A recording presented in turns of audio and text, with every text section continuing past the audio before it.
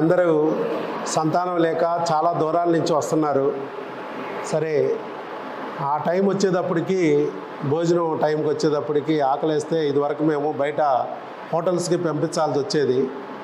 మనం ఏం చేసామంటే, ఇలా ఇబ్బంది పడకుండా ఉండటం కోసం ఈ ఆహారం అనేది, భోజనం అనేది ఆ టైంకి తీసుకొచ్చి పెట్టించేస్తే బాగుంటుంది అనే ఉద్దేశంతో మేము ఇక్కడే ప్లాన్ చేయడం జరిగింది. యాక్చువల్గా మన వంటలక్క పావని మేడం గారు ఈ ఐడియా ఇచ్చారు. ఏమంటే, వీళ్ళు బయటికి వెళ్ళి ఇబ్బంది పడుతున్నారండి, ఆ టైంకి భోజనం తెప్పించి మనమే ఇచ్చేస్తే వాళ్ళకి ఇబ్బంది లేకుండా ఉంటుంది అన్నట్టుగా. అంటే చాలా మంచి ఐడియా అనుకుని మేము కూడా మొదలెట్టాం. అలా మీకు ఈ అన్నప్రసాద వితరణ అనేది జరిపేటప్పుడు కూడా ఒక మంచి వ్యక్తి ద్వారా, సేవా రంగంలో ఉండి వారు దేవుడికి దగ్గరగా ఉన్న వాళ్ళ ద్వారా మీకు అందిస్తే ఆ ప్రసాదం మరింత ఎఫెక్టివ్గా మీకు పనిచేస్తుంది.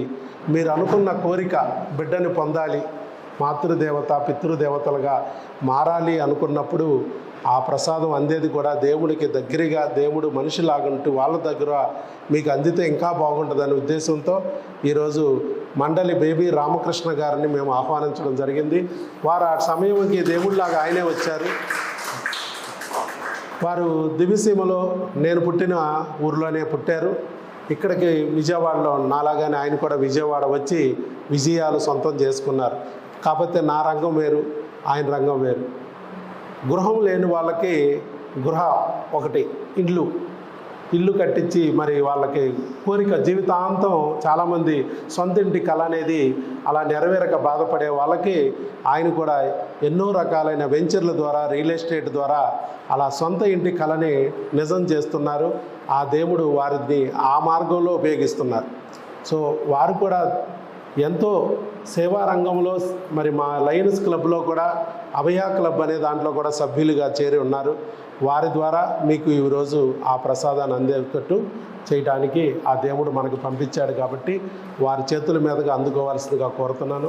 ముఖ్యంగా ఒక వినతి ఏంటంటే, మీరు ఈ ప్రసాదాన్ని స్వీకరించేటప్పుడు మీరు ఏ దేవుడిని అయితే నమ్మారో, సపోజ్ వెంకటేశ్వర స్వామిని నమ్మితే వెంకన్న ప్రసాదంగా, రాముణ్ణి నమ్మితే రామయ్య ప్రసాదంగా, కృష్ణుని నమ్మితే కృష్ణన్న ప్రసాదంగా, అల్లాని నమ్మితే అల్లా ప్రసాదంగా, యేసు నమ్మితే యేసయ్య ప్రసాదంగా స్వీకరించాల్సిందిగా కోరుతున్నాను.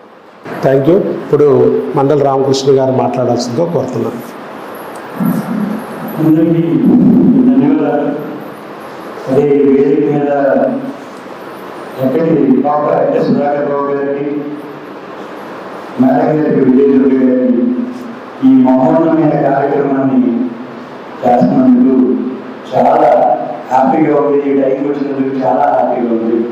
అంటే నాకు చిన్న విషయం, ఇక్కడ వీడియోస్ చేస్తున్నారు, లేకపోతే ఏదో ఇస్తున్నారు, డాక్టర్ గారికి ఏంటి డబ్బులు ఉంటాయి, ఏదో ఇస్తున్నారు, ఏదో దరఖాస్తు ఇస్తున్నారు. ఫస్ట్ పాయింట్ ఏంటంటే, మేడం అడిగాను నేను, మేడం అసలు ఎందుకు మీ ప్రొడక్షన్ మామూలుగా ఎట్లా అంటే చాలా హైజీనిక్. అంటే మేము ఎన్ని టాబ్లెట్స్ ఇచ్చినా, మేము ఎంత చేసినా వాళ్ళ ఫుడ్స్లో కూడా చాలా చేంజ్ ఉండాలండి. ఫుడ్స్లో కూడా కొద్దిగా పార్ట్ ఉంటుంది. సో ఆ ఫుడ్స్ బట్టి కూడా వాళ్ళకి ఆ సంతానం ఇది వస్తుంది. సో అందుకని మేము వాళ్ళ ఫుడ్ టైంకి తినక టాబ్లెట్స్ వేసుకుని ఇబ్బంది పడి వర్షంలో తడిచి, సో ఇవన్నీ మాకు ఇబ్బంది కలుగుతుంది. అందుకని నేను అన్నదానం స్టార్ట్ చేయాలనుకుంటున్నానని మేడం గారు చెప్పారు. ఏ హాస్పిటల్స్లో మీరు చూడండి, మల్టీనేషనల్ హాస్పిటల్స్కి, నార్మల్ హాస్పిటల్స్కి ఇవాళ నాకు తెలిసి నేను అంతా బాగా అలసిపోయినాను. వినాయక చవితి జరుపుకున్నంత ఇందాక డాక్టర్ గారు ఇప్పుడు నేను ఫోన్ కూడా చేయలేదు. నాకు తెలిసి ఈ టైంలో ఈ కార్యక్రమం జరుగుతుందని నేను అదృష్టశాతం, లేకపోతే వింటే ఎప్పుడు దొరకదు, ఆఫర్ 8 దొరుకుతారు. విడిగా ఉన్న ఆఫర్ 8, లేకపోతే ఇంటిగా 9:30కి ఆ టైంలో దొరికేవాడు. కానీ నాకు తెలిసి ఈ టైంలో ఫుడ్ ఇస్తారు వాళ్ళు. డాక్టర్ గారితో నేను 5 నిమిషాలు ఫ్రీగా మాట్లాడచ్చు అని చెప్పేసి నేను వచ్చాను. కానీ ఏంటంటే, దీనివల్ల ఏ హాస్పిటల్స్ కింద మనం బేసికల్గా ఏమంటారంటే, డాక్టర్ గారు మందులు ఇస్తారు, ఈ తినండి, ఈ తినకండి, లేదా ఈ ఫుడ్ తినండి. వాళ్ళు బయట చూస్తున్నారు, ఆయిల్ ఎంత విపరీతంగా కలుషితం అయిపోయిందో, ఫుడ్ కలుషితం అయిపోయిందో, ఇవన్నీ అయిపోయింది. ఫుడ్ మంచిది ఇవ్వాలి. వీళ్ళు ఎక్కడికి పోయి ఇబ్బంది పడుతున్నారు, దూరం నుంచి, తెలంగాణ నుంచి వస్తున్నారు, వేరే రాష్ట్రాల నుంచి వస్తున్నారు, ఇవన్నీ ఇబ్బంది పడుతున్నారని చెప్పేసి ఫుడ్ మంచిగా ఇవ్వాలనేది చాలా నాకు సంతోషం అనిపించింది. రెండో పాయింట్ ఏంటంటే, వేరే డాక్టర్స్ కూడా ఇప్పుడు మీకున్న మీ టైం 1.5 hours ఆల్మోస్ట్ 1 నుంచి 2 వరకు మీ దగ్గర స్పెండ్ చేస్తారు. ఆయన నాకు తెలిసి ఒక 50 ఓపీలు చేయొచ్చు. ఆ 50 ఓపీలు ఇదే మీరు ఐవీఎఫ్ పెట్టుకుంటే, నేను జనరల్గా డాక్టర్ గారు నాకు బాగా బిజీగా ఉంటారు, నాకు ఖర్చు ఉన్నప్పుడు నేను ఒక ఐవీఎఫ్ సజెస్ట్ చేస్తాను. వాళ్ళకి 3 లక్షలు అయింది ఐవీఎఫ్. అదే డాక్టర్ గారు 1 yearకి అదే ఫీజు తీసుకుంటారు, ప్లస్ మీకు 1 hour మీకు టైం స్పెండ్ చేస్తారంటే కొత్త వాళ్ళు 50 మంది వచ్చినా ఆయనకు 1 లక్ష రూపాయలు 2 లక్షలు వస్తాయి. కానీ నాకు మీ ఇదే ముఖ్యం, ఫుడ్ ఇవ్వాలి, ఇది ఇవ్వాలి అని చెప్పేసి, అన్నదానం చేయాలి, వాళ్ళు హ్యాపీగా ఉండాలి అని చెప్పేసి మంచి కార్యక్రమం ఆయన టైం వేస్ట్ చేసుకుని ఇంకొక డాక్టర్స్ కూడా ఒక ఆదర్శంగా నిలుస్తున్నారు. ఎందుకంటే సంపాదన ఒకటే కాదు, సో మనం సొసైటీకి ఇవ్వాలి. ఇది యాక్చువల్గా ఏంటంటే లయన్స్ క్లబ్లో పెడితే డాక్టర్ గారు ఫుడ్ పెడతారంటే వేరే హాస్పిటల్స్లో పెడతారని, వేరే హాస్పిటల్స్లో ఫుడ్ మీరు క్యాంటీన్కి వెళ్ళిపోయి టోకెన్ తీసుకుని అక్కడ సపోజ్ బయట ఒక 100 రూపాయలు అంటే 60 రూపాయలకి ఇవ్వచ్చు, కానీ వాళ్ళు డబ్బులు తీసుకుంటారు, కానీ ఇక్కడ ఫ్రీగా ఇస్తారు.